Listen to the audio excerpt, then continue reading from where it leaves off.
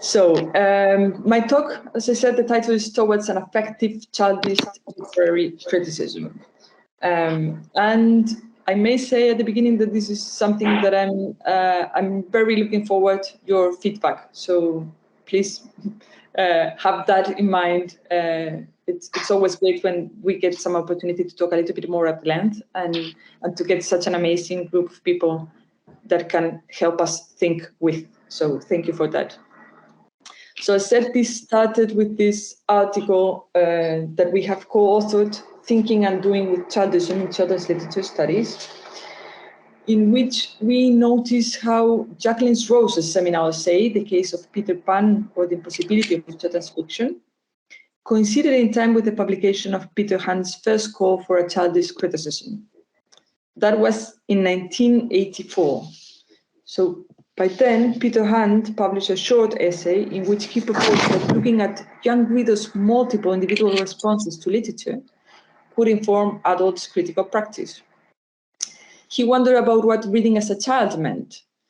And while Rose's essay has been widely discussed in our field, Hand's call for a childish criticism has been rather marginalized, and when considered, it has been described, as Kim Reynolds does, as more a position than a methodology, or as Maria Nikolayeva does, as a method that would reject the literary in favor of the didactic. So we, Justina and me, think that childism can do a lot to challenge the pervasive adultism that we see as harmful. We do not use that word in the article, but I guess my co-author would agree with me on that we see as harmful in our field. So in this presentation, what I want is to take a step further from this argument and now try to propose something about the need to integrate there the affective, to propose the affective as a possible method, even if it might not be a method, it's more probably an orientation, and then we have like the big discussion about how affect can be a method. But then there are different concepts and ways of thinking about this that I'm trying to put here together. Of course, we have Hand's childish criticism. We have John Wall's and other people's, but especially I may mention John Wall's development of childism from childhood studies. And John Wall's calls for a childish critical perspective that would challenge adultism in a similar way to how feminism has challenged sexism. And here it's important to state how difficult such parallel is. Women and children are excluded in different and often complementary ways, and being a child is a temporary position, whereas being a woman is not. But they are similar, or I think that there's a lot of potential in seeing their similarity in how both childism and feminism may be used to challenge epistemological orders. And this is something that has been done in feminist new materialisms, or is where feminist new materialisms stem from, we could even say.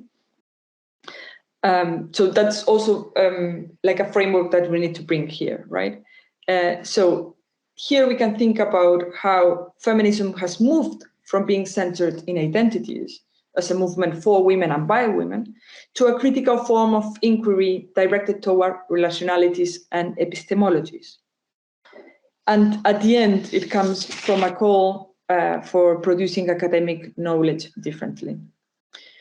So if we think that childish literary criticism is in this is placed in this relations, of course we have to think also about feminist literary criticism. That has been a contested practice, usually defined by how it brings feminist theory to understand the circulation and assessment of literary texts. And as such, we need to think of feminist literary criticism not only concerned with what may appear to be the most obvious tasks, as assessing the value of women writers, questioning the masculine canon, or pursuing to rescue marginalized female authors, but when feminist literary criticism has been concerned with questioning what counts as criticism and what counts as literary in the first place. So feminist criticism has been closely associated with the birth and growth of queer studies. And not only in this attention to the variety of identities, but when queer studies have been concerned with queering the authority. In this case, we can think about how to queer the authority of the author or queering the authority of the critic over the text. Feminist literary criticism has also been associated or is connected to the rise of a term such as the post-critique. And here I'm thinking about the way in which is conceptualized by Elizabeth Anker and Rita Felsky in a collected book of chapters that they published in 2018. They see post-critique related to the previous work, especially Rita Felsky's work in feminist literary criticism, but they also see it's connected to Bruno Latour's take on critique and his very celebrated piece of Why Has Critique Run Out of Steam? What Anker Felsky are inviting is new post-critical approaches in which we do not longer consider that critique is synonymous with resistance, without resistance that is organized by the hermeneutics of suspicion. Felsky later also developed this, saying that a post-critical approach needs to be related to multiple affective forms of getting attached to artworks and how the social meaning of artworks, and here I'm quoting her, are not encrypted in the depths perceptible only to those trained in professional techniques of interpretation. And this is where I find that is very interesting, not actually in their development of the affective, that I think that could be pushed further, but in this idea of the importance of thinking very carefully about the training in order to have a criticism, right? Which I think that could be something that we need to look at when we want to consider children as possible knowers. And of course, in all these little circles that I'm placing here in the slide, we need also to have one, I guess, for affect, right? And then for what has been called, this is more like a fashionable term, but anyway, like the affective turn in the humanities and the social science that appears to be, I think, particularly productive to think literary criticisms and the questions about what a literary or an artistic work does. And the affective turn and affect in general is usually connected to Deleuze and Guattari's concept of affect, as they conceptualize affect as the impact of the modification or variation created as one body acts upon another. And I'm very aware that I'm getting quite abstract here, okay, but try to follow. So the body in affect then expands from Deleuze and Guattari, and it's not limited only to human bodies or to living things, but includes materialities, spaces, forces, feelings, and stories. So affect theory in general has been considered to be a subset of post-human philosophies in which the historical Western focus on the human is replaced by an inquiry into diverse heterogeneous assemblages or networks in which human, non-human, and more than human entities or actants are produced. And then feminist new materialist approaches draw upon affect theory in their focus on materialities, placing an argument about the importance of these materialities that shape everyday life in ways in which we are not aware because we have been trained and we have grown and we know, we learn to know that what has more important is our linguistic representation.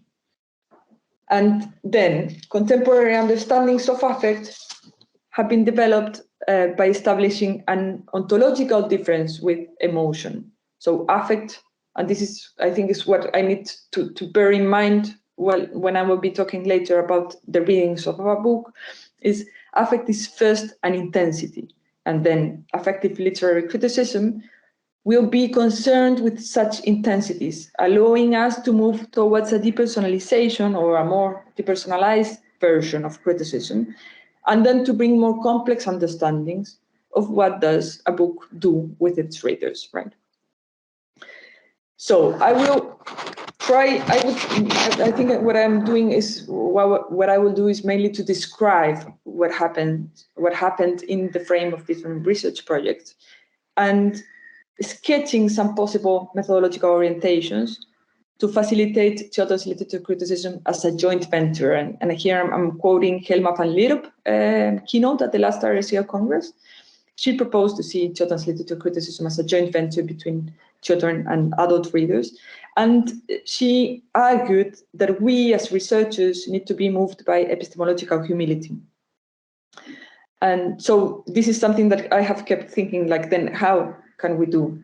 Where do we find space for that epistemological humility to perform?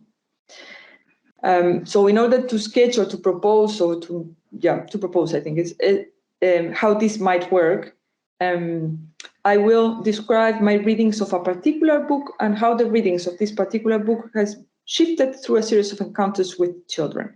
All these encounters have been framed are framed in 3 different research projects, each one of them that has been organized or designed with feminist new materialisms in mind, at least I would say. And in order to bring us together through this analysis, I think that it's useful, this concept of Maggie MacLure, that is the concept of the wonder of data. So that's what I will be looking for, to think about how the critic becomes in the research. Maggie MacLure says that the wonder of data is an intensity that seems to emanate from data, which is suspended in a threshold between knowing and unknowing, that it cannot be wholly contained or recuperated as knowledge, and thus afford us an opening onto the new.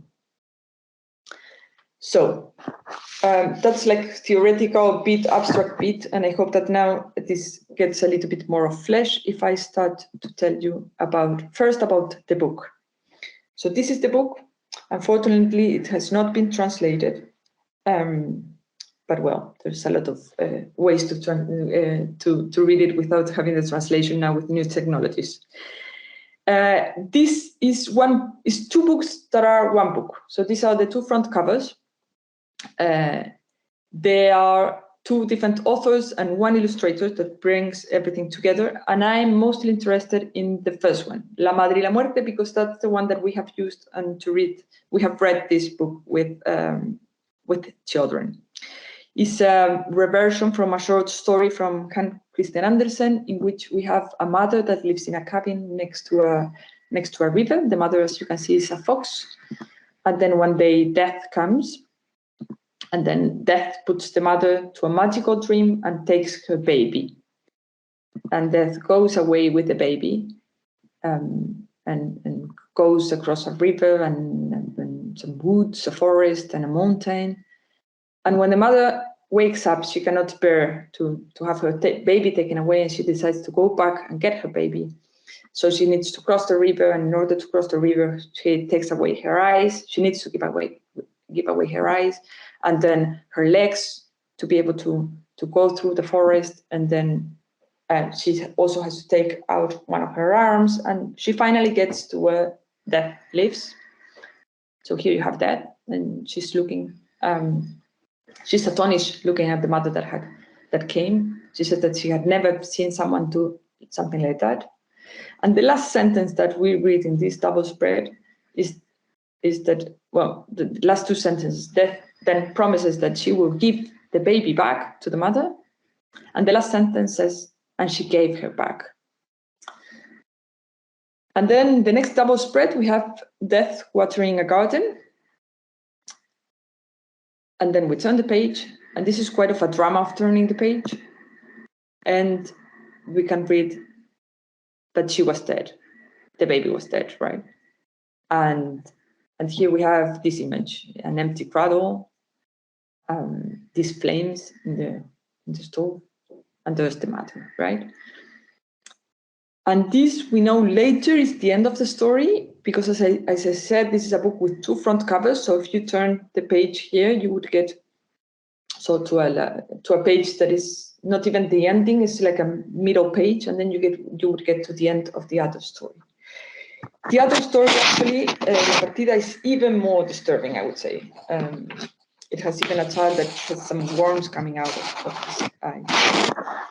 So I read this book while I was looking for challenging picture books or books about difficult subjects. I got immediately captivated by this book. But I got captivated by the implicit transgression of publishing this book in a collection of books for children. And then I met Soledad Vélez, by then a PhD student interested in picture books about death. She was also captivated about this book, and she has been part of the 3 research projects that I will tell you later. And I think that actually this book was the force that got us working together and collaborating through the years, actually. So I have been wanting to tell you about what has happened to us, or at least to me, with this book, and how can I think with this book the practice of children's literature criticism. So I may first suggest that having this book published in a children's literature collection invites childish reflections. How would a child read this? Something that comes with the reading. How would she or he enjoy, and what has age to do with the range of possible responses and attachments? How would I have read it if I was a child? What in the adult of me impedes a childish reading, for example? So let me tell you then first about the first project. This was a project conducted in 2018 with Soledad. We used 5 different challenging picture books that we organized from less to more challenging. And we placed La Madre y la Muerte as the most challenging of all. We worked with this book, reading these books to children that were 7 to 8 years old and 10 to 11 years old in 10 different sessions. To read and to guide the conversations about these books in schools, we hired 2 reading mediators that were invited to be part of the project and to be that they would also be observed by us. We also tried to observe ourselves, by the way. And we organized this in 2 groups. We read aloud, the mediator would read aloud each one of the books, and then we separated the classes in 2 groups. One group would have a verbal discussion, and the other group would do something with the book, some drawings or makings with each book. They would do something different. And the idea by this was to acknowledge that reading and meaning making is an embodied practice, and it's not only something that takes place in the conversations that we have. La Madre y la Muerte soon brought some difficulties that the other books had not. So before we started the project, we had that the reading mediator refused to read this book to the group of the younger people, the younger children. She was kind of like against our idea. She was also uncomfortable with The Island by Armin Grede. That was the book that we read immediately before. But in this case, she just asked that we would replace the book by another book because she would just refuse to read it. So this is important, and I mentioned this because an important agency in the project. Inspired by our feminist materialist approaches to research, we designed data production in multiple formats and layers that allow us to pay more attention to the affective. And these formats and layers included the drawings and text by children, field notes and sketches to record our affective attached engagements. So actually these are sketches drawn by Soledad and the ones I showed before. And we will record our feelings during the intervention. Written reports by the mediators that they were asked to write whatever had happened immediately after the session had taken place, interviews that we did later, audio recordings, and audio transcriptions. This was the idea also to generate a thick data. And when reading the data later, we noticed that children had referred to all sorts of wounds, actually physical wounds and scars, and this was part of the drawings that they were doing. So what we would get at the very beginning is they responded to the book bringing quite a broad range of affective and emotional repertoires about death, sacrifice, and despair. And these repertoires, as I said, are not only discursive, but affective. It's also important, this idea of going to the audio recordings and not just with the audio transcriptions. We got a transcription of everything. But then when looking for this wonder of data, I went back to the recordings, and for instance, with the group of the 10 years old, I got this. This is, of course, a transcription, but I rewrote the transcription, and I will try to read it as you can listen to this. There was a girl that said, I had like fear, but also emotion because the mom fought against wind and tide to save her child, and sadness because, fear and something here. And it was very surprising to find this piece of audio, if you want, because the other students would not jump in, would not interrupt her. They would just leave her speak with silences. And she was really speaking with silences. And she seemed to be struggling, but no one interrupted. It seemed like all of us were kind of experiencing the materiality of language. And this was important because in a way, I mean, it's important to go back and to try to understand, because something happened when we read the book to 11 years old, that we usually had the older group, the 10 to 11, and then we have like a couple of minutes to tidy up the room, and then the just not more than 5 minutes, I would say like 3 minutes, and then the younger ones would come. And in those minutes that we were doing that, I went to the reading mediator, and I asked her if she would dare to read La Madre y la Muerte to the group of the younger children that she had refused to remember. And I asked that because I thought that something had happened, that she had been able to experiencing also. And yes, she immediately agreed, and she read this book also to the younger children. And then she wrote in her report that she was surprised that none questioned that in real life death came to pick you up. None questioned how it was visually represented, or if she was good or bad, as I would have imagined. And this, as I said, there is where the wonder of data comes, and when childist literature and affective childist literary criticism works, when there's something that you wouldn't expect, and then how is that we make meaning, how do we make sense of that? So a childist affective literary criticism may be directed precisely to bring more texture to those assumptions and to bring ourselves to enjoy how reading together moves us to do differently and to know text differently. If we attend to the multiple relationalities that the book provoked, we may acknowledge how it was not about talking naturally about death, or not only, but rather about different embodiments, we could say, of pain, care, death, and life. And I wanted to share one last dialogue that we had. This was a girl from the younger group that said that the book had brought her happiness. What brought you happiness? Because it was a kind of sad story. So then the other day I went to see my granny Anna, and it reminds me a lot because she died of a disease. Where did you go to see her? To the cemetery. When I was little, she used to mash banana with oranges. She would feed it through my mouth every day. And what brought you happiness? When they gave back the child, I felt curiosity when they handed in the body to the person.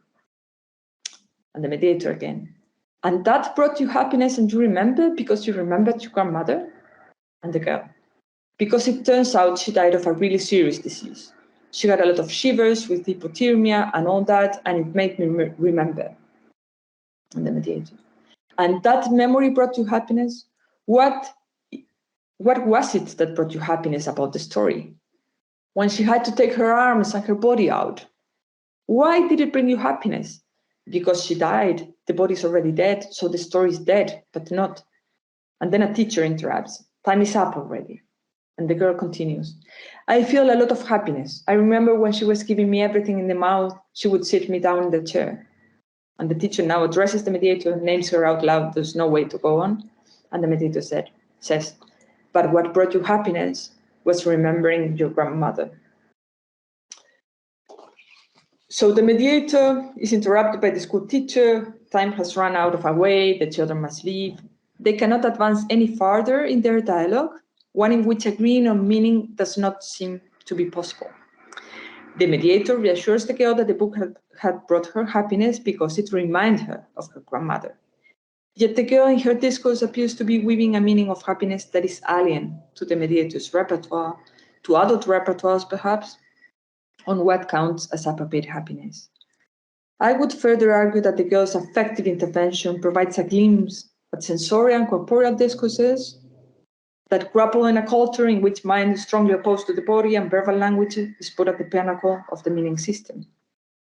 There, in the girl's discourse, now gleams something I had not foreseen, but that was also present in the recurrence of wounds and conversations that they had before about main bodies. The mediator however, write down on her report that the girl's opinion had attracted her attention, and this is what she wrote. She told that not long ago she had visited her grandmother in the cemetery, and the story reminded her of how much she loved her grandmother, how her grandmother used to feed her, and that memory made her happy. Time and again, when talking about the readings of La Madre y la Muerte, we adults, literary critics, experts, we tend to associate this book to death and to the importance of overcoming the taboo of death, disregarding this other range of affective repertoires in which the book acts. La Madre y la Muerte appears to be speaking more, I would even say, about missing parts, warmth, touch, bodies that have escaped the world of living, on death before dying, about suffering bodies and the life after the body. And now let me go to the second project. I will be a bit. I would make it more brief in the second and the third project. In the second project is 1 year later, in 2019. We work with Soledad Vélez and Jacinta Jiménez, putting together a small collection of picture books for 2 after-school spaces that were built up or created by an NGO in informal settlements, so campamentos in the outskirts of Santiago, very marginalized populations.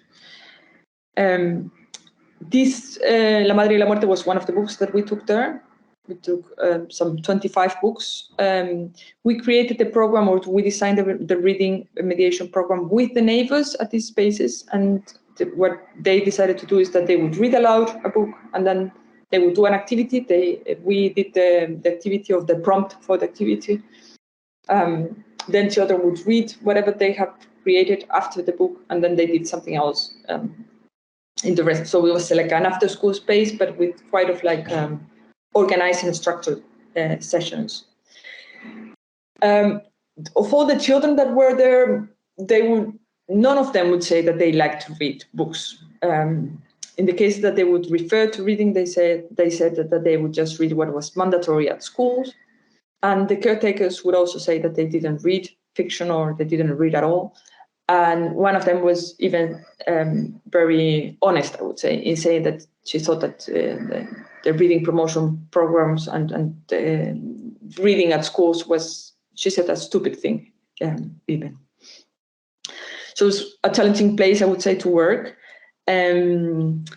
Our proposed activities were aimed at finding amusement and connection to life experiences in reading, and included the creation of alternative endings, Play-Doh modeling, epistolary writing, and different playful questions that were kind of loosely connected to the books.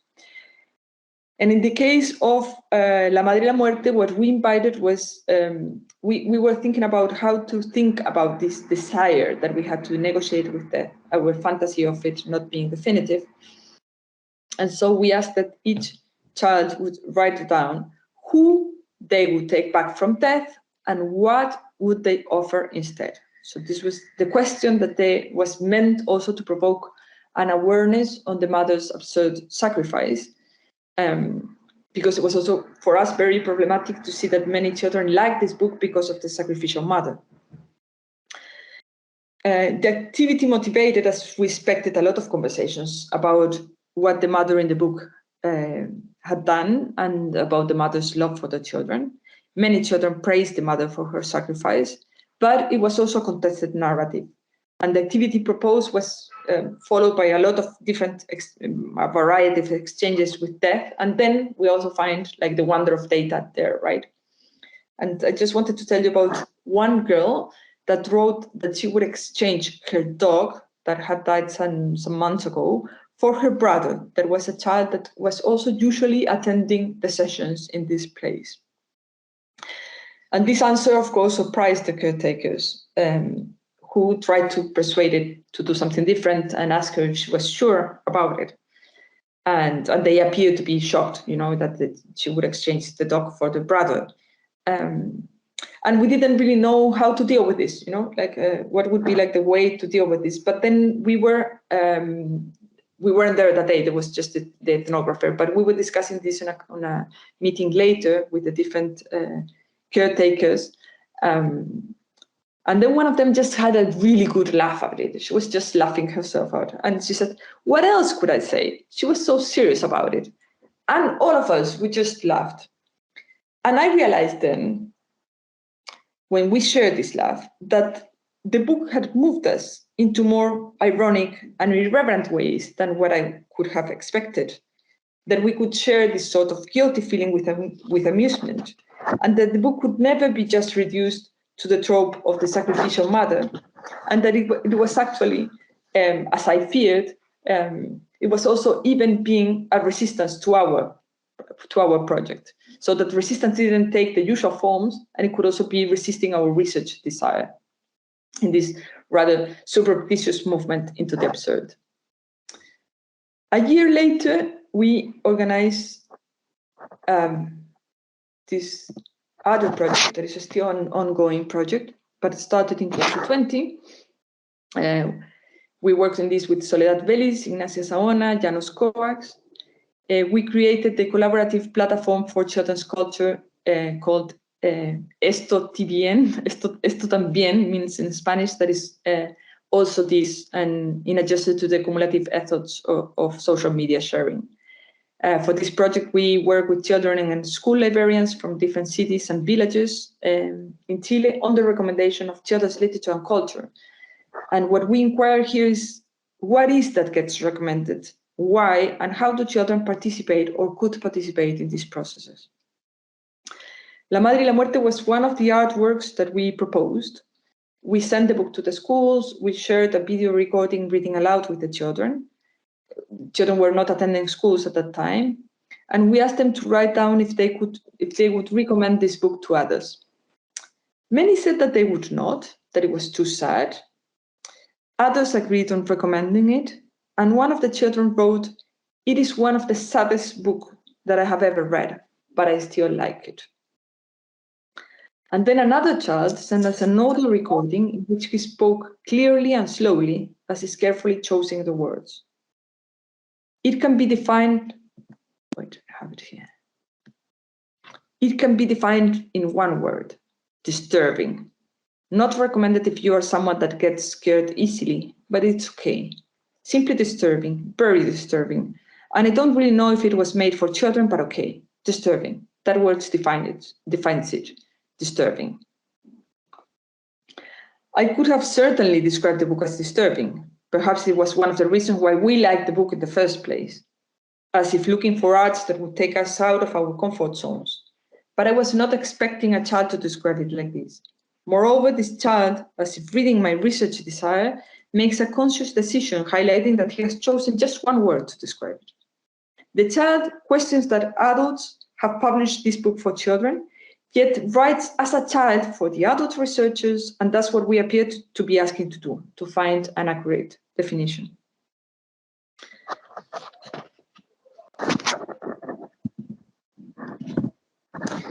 So I have briefly presented 3 encounters between, and I'm drawing to an end, this is sort of a conclusion.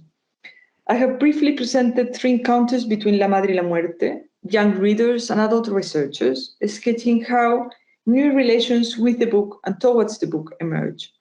These encounters occurred in the frame of 3 different research projects that inquire into reading practices and engagement.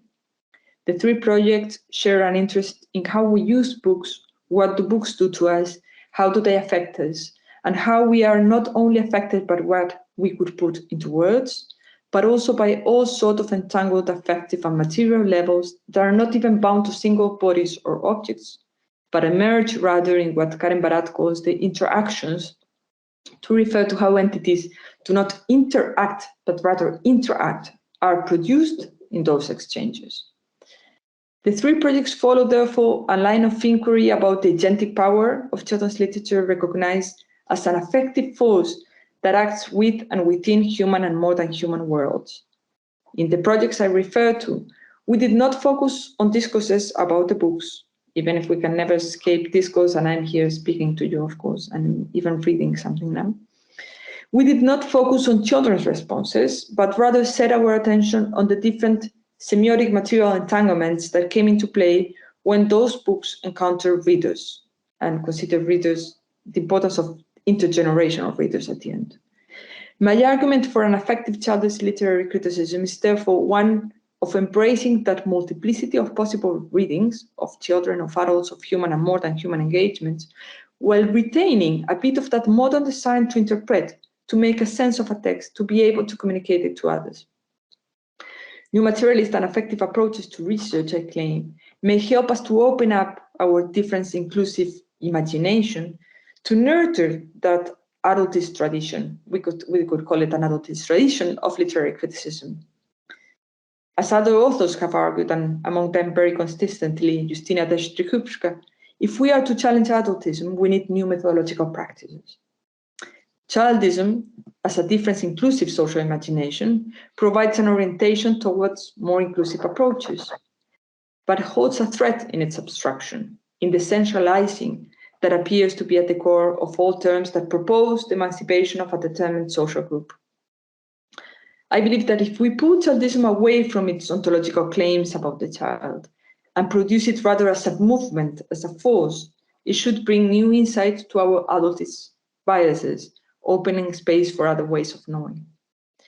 I may argue here that childism shall not be used to claim an acknowledgement of children's perspectives, that I have tried not to do here, and it takes a while not to do it anyway.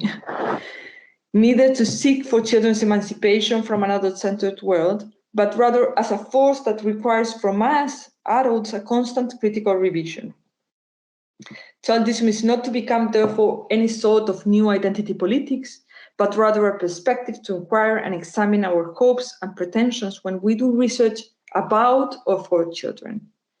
And as I have tried to argue here, when coupled with affect theory and new materialist approaches, childism helps us to open up space for the new, for that wonder of data that gains a capacity to enter into relation with researchers as in an event. An affective childist literary criticism may therefore provide us with methodological orientation to open up new readings that account for how we are affected by others and by situated encounters with books. So I have tried to sketch out some of the movements and openings an affective childist literary criticism provide me in relation to La Madre y la Muerte. Needless to say, these movements and openings were made possible by the materialist involvement in the fieldwork, and openness to the different interactions between children, caretakers, physical and virtual spaces, books, affective context, and researchers.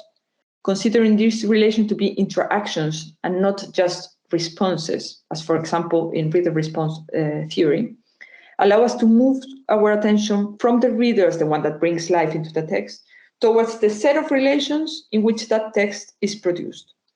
An affective childist literary criticism, therefore, will be put to work to map or trace some of those interactions with children's literature, while acknowledging that, as Peter Hans already adverted, we do not know what a child is thinking when she or he reads, but we also do not know what an adult is thinking. So thank you very much for listening up to here, and I'm very looking forward to your questions, your criticism, your affective engagement with this argument. Thank you. Thank you so much, Macarena. I hope you can see all the hands clapping and applauding. Thank you so much. Lots of ideas and thoughts. I myself cherish so much this self-reflexivity, this reflection on your own practice of how you research with about children and books.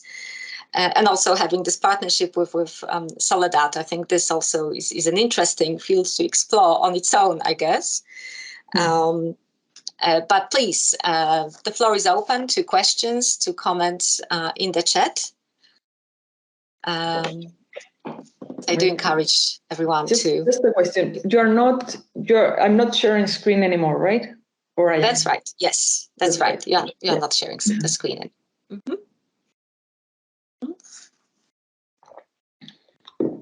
Well, I think everyone is still digesting. Mm-hmm.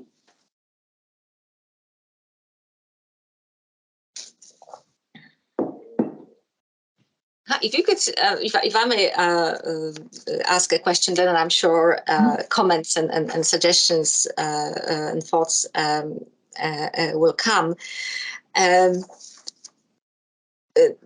I was wondering about indeed your collaboration with mediators. If you know more about how they read the books. I mean, I know you quoted this book. I know you quoted some responses, but I'm wondering if there were any conversations afterwards as well about the whole project and any follow up. And also maybe another thought. I think I was really moved when you mentioned that this conversation between the girl and the mediator was kind of cut off by the teacher, by this intervention.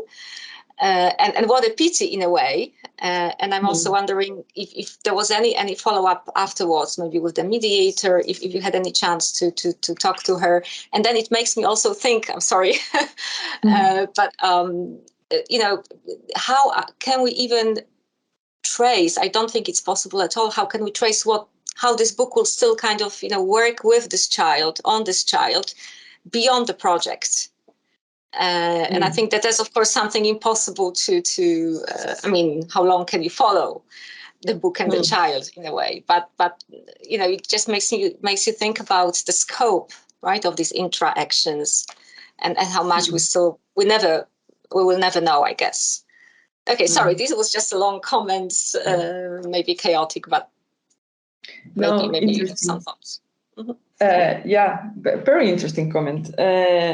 With the mediator, it was very interesting experience that I'm happy to comment on, but I'm not like, I do not feel like writing about it because, because this is mainly what happened. She was very resistant about this book in particular.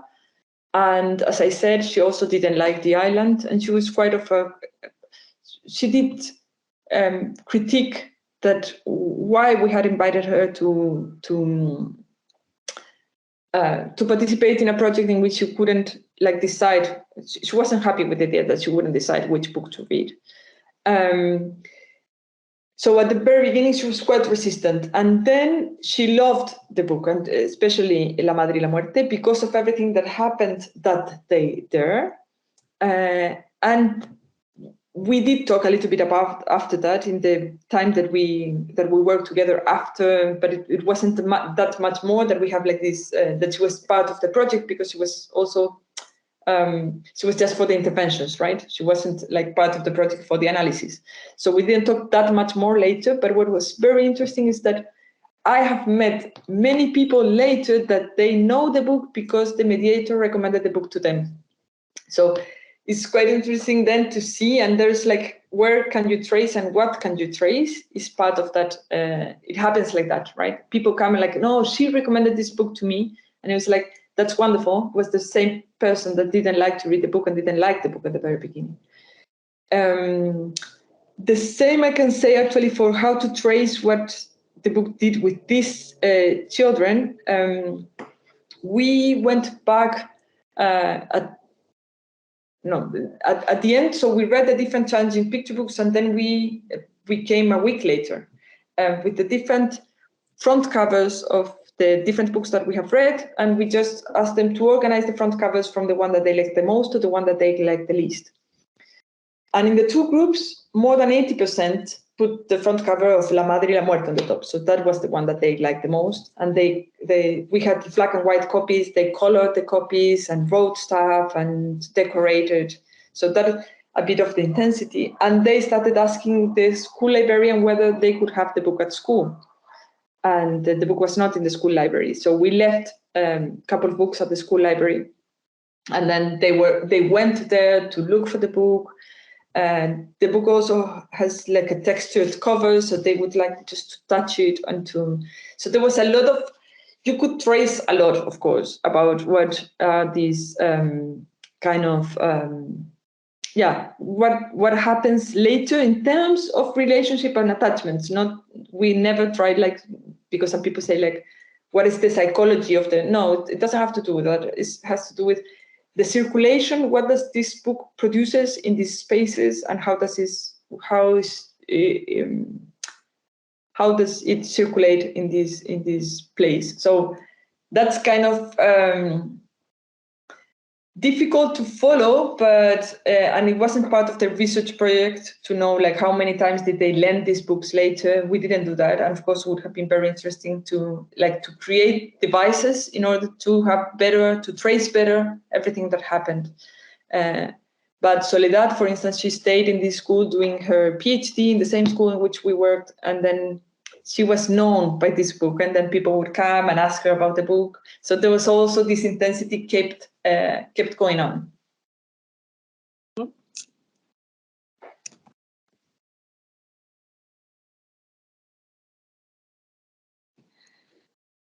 I muted myself, sorry. We do have questions. Peter, please.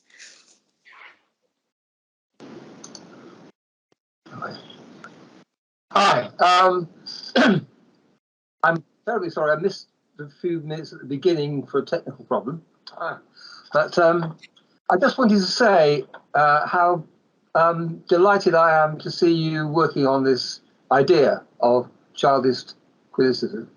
And it seems to me that you're doing exactly what I would have liked to do had I had assistance and enough time. Because you are producing a methodology from what was really a very broad, abstract idea. It's rather an evangelical idea to start with. So all I'd like to say is that I'm looking forward to the product. You are going to write this into a book or articles or papers, or please write this into articles and papers, because the jump between the abstract idea of looking at all the possibilities that any child might derive from a text, and the difficulty of doing that without your head exploding. And I really want to see how you actually find the method that works. You suggested at the end some ideas for a methodology, and that's what I really want to see hardened and stiffened up. But what I would like to say is thank you very much. I've enjoyed it very much, and congratulations on doing the work. So thank you. Great. Well, it's wonderful that you are here, and thank you for that. Yeah, it's quite challenging to do the methodology. I think that I say that it's a method because I read a lot of affect theory, and that allows me to say that just bringing in the affective and trying to trace the affective could be defended as a methodology. But as I said at the beginning, this is still quite a work in progress, because we have the claim that if we have a method, then it's something like we have steps to follow and we can tell other ones to follow the same. Yeah. And that's quite tricky. I don't know which would be if I would have to write in a traditional qualitative way, because I'm kind of defended because of my theoretical framework. But if we would have to write it down, so this is what you need to do in order to have a childist literary criticism, it would be very tricky. I don't know if we can produce something like that, but at least I guess that what I have been trying to think is first I would say we need to work it with actual children. So we need empirical research. Yeah. And second, we need to move this empirical research from reader response theory as a big framework that we have been doing in general. We need to move it somewhere else. And then what I'm proposing is new materialisms, affect theory, and then, but that's still too big. And then what's in there? I think that is about the researcher's positionality and the researcher as part of the assemblage at the end. Yeah. And then to stop believing that you are going to take children's perspectives, but to think about these intergenerational readings, but this is connected with what Justina has been doing in participatory research, to Hellman's idea of the joint venture, for instance. So there's a lot going on in this direction that I think we needed to connect, and that it was actually Justina's invitation to work with childism, and I find that it's quite interesting because there's all these people working from childhood studies, using it in a different way, in which we can get a conversation going, and I think that the conversation of seeing childism as a force rather than as an emancipatory practice. It's probably gonna take us, is able to bring us to somewhere else. But yeah, still wondering if it works and if it would work for more people. That I think is kind of the question. Yes, well, again, thank you very much. Thank you. I'm wondering, Macarena, if post-qualitative research wouldn't, like post-qualitative, I don't know, framework would maybe help a little bit. Like I'm not sure if you can work out very precisely the methodology if you have all these encounters on, unpredictable forces, intensities. I don't know. I'm just yeah. But I do understand this this kind of desire, for having some kind of very concrete, let's say, framework or steps, as you were saying, right, to follow. Mm-hmm. Yeah, but it's not my desire anyway. It's just that I wonder whether there would be people that would like to have like concrete steps. No, it's not my desire at all, because I don't believe in steps. But but still, like if in post-qualitative framework, the idea is that there's no method at all, and that you read along the theory, and that's the way it goes. I think that there's something about the idea of a method that helps, and in that way, for instance, is Anna Hikimori's idea that affect might be the method. Yeah, so there's something about the desire for a method that I think that helps to sharpen up the arguments at the end. Mm-hmm. Otherwise, well, this is like a long conversation. I guess that there are more concrete questions over there, but otherwise, you do not know. It's very difficult to cut. And then the other thing that I kept thinking about this is like, then there's still, the word criticism anyway puts us in a very modern, it's not post-human, it's not located in a post-human framework. Framework is quite of a fixed way to think about this, but not post-human ecology, if you want. So it's about whether there's place for this sort of combinations. Okay, let's move on to other questions. Carolina, please.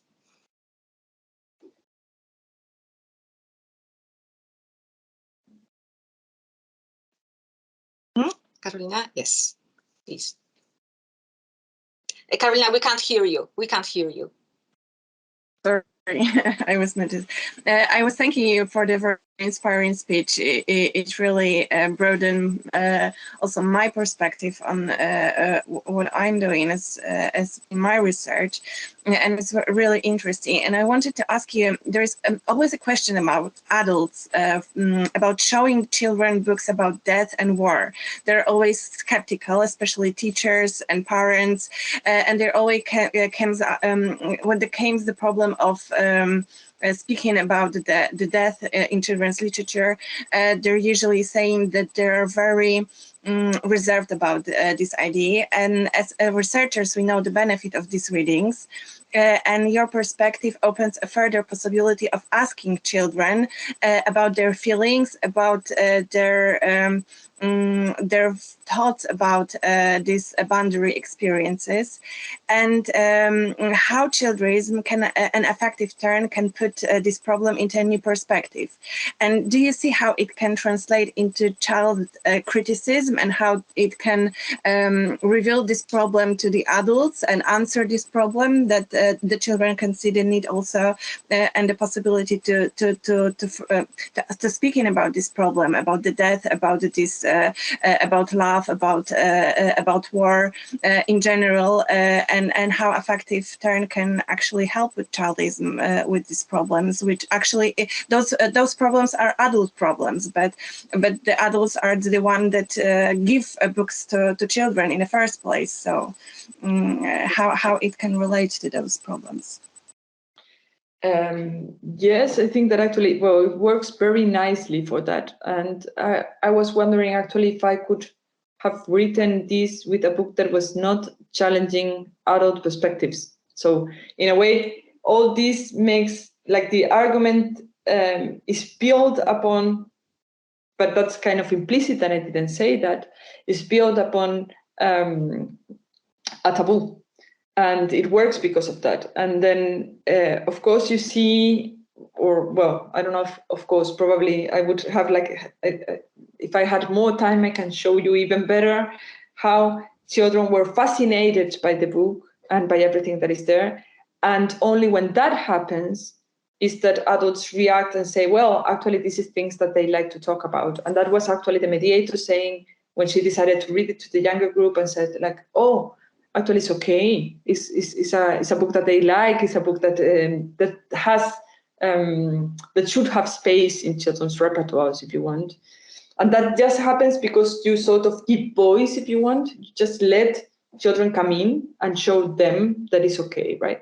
So childish literary criticism could work a lot in opening topics, and not only topics, because you do find a lot of books about death, but they're all about the grandma that dies and then it becomes a star in heaven or whatever, you know, like everything with the life cycle, super organized. And this is the way we talk about death. This is the way we talk about violence. This is the way we talk about war. This is the way we talk about migration. And then there's a lot of censorship about other ways to talk about difficult subjects.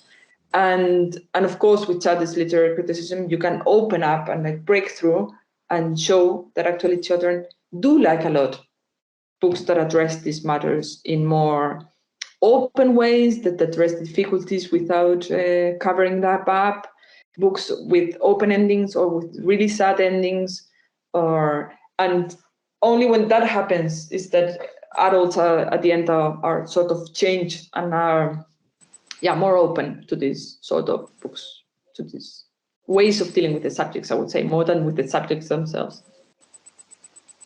Thank you very much. Thank you for the question and for the answer. Sarah, please. Yes, I'm here. Okay. Thank you very much for your lecture. And I was wondering if you could expand a bit more about the less challenging books. At least you defined them so if compared with La Madre, la Muerte. I was wondering why they are less challenging, especially do they all have sad endings, and are they less challenging because they depict less directly the death of children, or for some other reason? Thank you, Sarah, for the question. They are less challenging because they are hopeful at the end. So they might go through difficult. They might go through difficulties. For instance, one of them, I didn't change the covers to the English version. Sorry for that. But there's Francesca Sana, The Journey, for instance. And there's war, they have to flee, there's a lot of difficulties that they encounter, but then, and the father dies, but at the end, there's hope. Whereas in The Island, for instance, there's no hope at the end, and the book would be like actually a depiction of xenophobia, really hopeless. And in this book, there's no hope everywhere, anywhere. I mean, it's even like, it's much more shocking, we thought.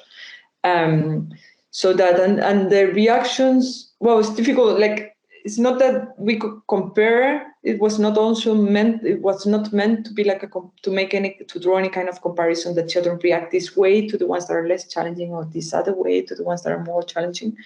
We just thought that if we would be building up, there would be like a bit of warm, if you want, for the last ones, so that it could be a bit more expected and not let it just intervening a space. What we had with The Island, for instance, was a child that just shouted from the back of the room. He just shouted like, "Finally, a book that ends bad!" So he was like, kind of like, he liked that a lot. And then many of them would say, "We like the books that you bring that they are dark," you know. So that's, but like in general. I don't know if with that I'm answering your question.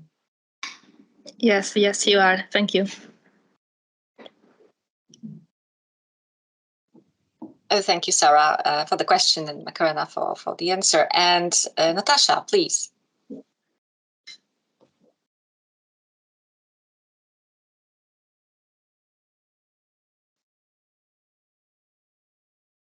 Natasha, yes, you can connect. Okay, great. But we can't hear you.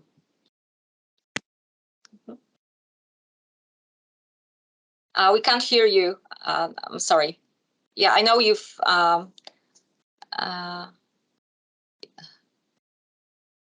no, I'm sorry.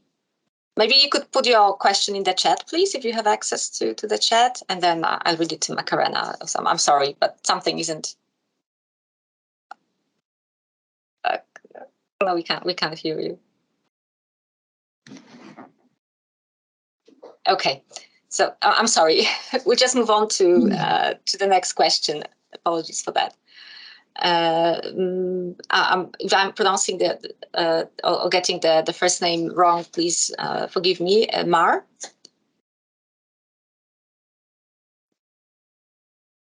Hello. Hi, Macarena. That was awesome. I really enjoyed it. You know that I'm quite interested in what children produce, and you did say earlier that you had the conversation, but they also did different activities, and they draw on, they wrote on, they colored in some of the images, and I was wondering whether you've looked at that information as well, and what sort of things you've found out, or what thoughts you have about the more side of the project. Yeah, great. Yes, it's a pity anyway that we use this materialist framework and then the materialist design, and then we end up writing papers and then using verbal communication for this, and then we give talks in which we use verbal communication. Yeah, we did look at there are like, well, different sets of drawings of the different projects, and one thing that was very beautiful, I would say, was when they would have to say who they would bring back and what would they give instead. There are some very beautiful things going on there, like hearts that they would just do some patches, and then they did like amazing things, like they would even like bring back a great the uncle of the father who raised the father, and then she died, and then they would exchange it with the pet of someone else, and they would draw all this. So that was very interesting about, I would say in general, that it's like kind of like the most intimate stories come in these drawings. And the pity is that we have the drawings, and sometimes we were there because we were observing, and you could like get the story about what's behind. And in other cases, you just get the drawing and you have no idea what the story is or how it is connected or not. So if I would do it again, I think that's always a good question, like what would you do differently? I would spend much more time observing. If you are going to make them do things, much more time observing. And because you need much more time observing in order not to be an observer, in order that this kind of intimate things can happen when you are there as well. So yeah, I think that's pretty much what we got there. We also got these frightening bits about a lot of children just loving the idea that the mother was maimed, and that she sacrificed herself. And that's also a lot in the drawings. That's quite disturbing, I have to say also. And yeah, not sure what to do with that.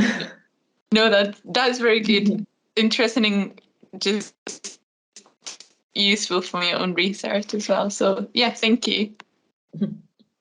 You're welcome. Thank you very much for bringing that. And if I may kind of follow a little bit, speaking of a researcher's desire, didn't you desire to be there with the children and, to talk to them, be part of the conversation? Now, for me, that would be like my immediate kind of thought was, I would love to be there and just, I'd love to talk with them and look at the book with them. But then, of course, again, you ask about this observation and the distance and so on. But do we need this distance or maybe not? No, I don't think that we need the distance at all. That's a construct, actually, the distance, because we never have a distance. But of course, it was different in the different projects. Well, the third project is an online project, so we weren't there. And it was also interesting that in that project is where more sadness comes up. In this case, they were reading they were reading each one by themselves, the story. Also, they didn't have the book itself. They just had like a video recorded version of the book.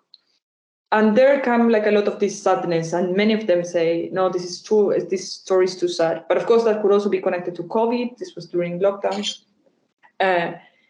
In the project, in the campamentos, in the informal settlement, I couldn't be an observer, pretty much. You know, like you really need to be part of the place, and the gap was way too much. So I couldn't be an observer. And anytime that I will speak for myself, that I was there, I was just making everything different because it was too clear that I was an instrument of something, if you want. Yeah. So that's also like a question, like how do you become an observer? Where can you become an observer? Yeah. And then in the first project in the school, that was great because they were sitting at different tables. And I found that it was a great way to go with my phone and try to appear as if I was chatting with someone and just sit in the table, and then I would get everything going on. So it's also like you do not have to be looking, you know, and taking notes on a notebook, because that really looks like you are observing someone. But if you're taking notes on your cell phone, it looks like you are just chatting with someone or looking at your Instagram account, whatever, and everything does. For the strategy. Okay. Yeah. All right. But well, I have that desire. I have that desire to be there and to read with them and to be part of that. And I think that there are certain things that you can do. Most of them just involve time. That is what we usually less have, right? But I guess if we would spend more time, and Soledad did, for instance, spend more time at school, then more interesting things come up. Mm-hmm. Okay, all right, thank you. I think Natasha is back and would like to ask her question, so please. Yes, please, if that were possible. Can you hear me now? Yes, perfect. Yes, wonderful. Perfect, wonderful. All right, so first of all, thank you very much for this thought-provoking presentation. It was very fascinating. And you mentioned that reading together would influence the affective experience. And for example, that the other children were silent when one of their peers discussed this book. Were there any exchanges or disagreements between the children, or were the majority of the responses directed towards the reading mediator to create a sort of sequence of responses rather than interactions and overlappings? Thank you. Very interesting question.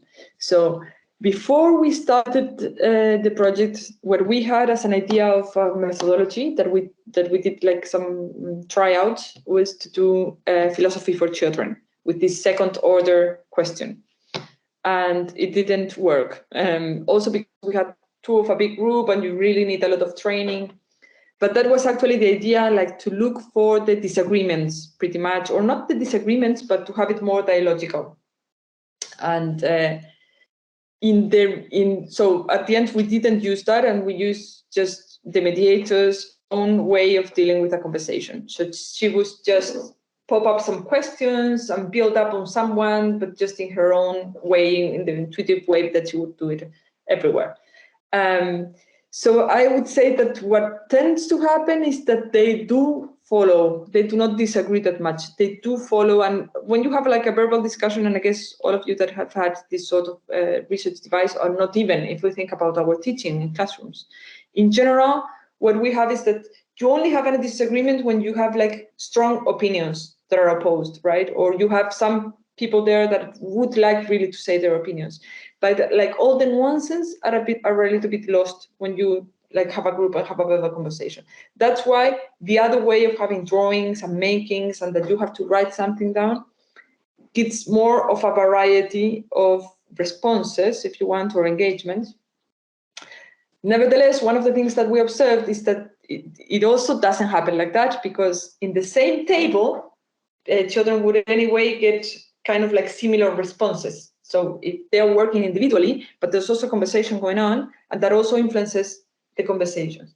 So this is actually something that we think about a lot, because it's something that is kind of part of our research desire to produce that multiplicity, if I'm getting your question, if I'm not misdirecting your question, but we are interested in this multiplicity and about the variety of possible engagements, and actually this is not because we want to know about the different ways, it's because we want to produce them. So that's like the ethics of the research. We want to produce this multiplicity, especially since we see that that's something that this intergenerational assemblage is able to produce, because we as adults tend to homogenize our opinions much. We do, because we have like much more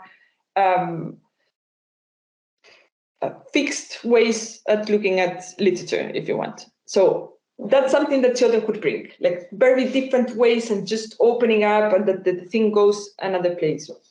And this did happen much more, happens much more in the last project, because then they do not have peers when they watch it.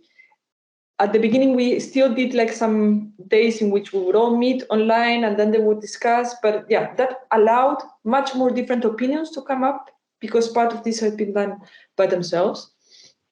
And in this last project, we include this desire, if you want, we have an Instagram account. And in this Instagram account, we collect some comments. So for each work that we propose, we have some comments collected.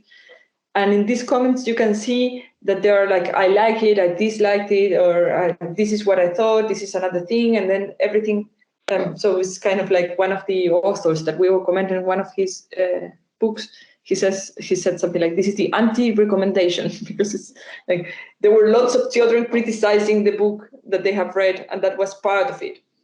So that's part of what we are looking at, also because what happens also with social media in general, this is part of like the something that is that people looking in cultural studies and the literary field are talking about, is how we tend to homogenize our criticism, and that literary criticism has been is today mostly lost, because it's mostly about short reviews of things that are praised, and we have lost all the long reviews that traditional media did about publications, and like that could also be critical or could be more complex. So that now we have like academic criticism, and that in popular, which is much more complex, but then like in media for any reader, we just have like little things that praise one or another thing, and we have no complex approaches to them.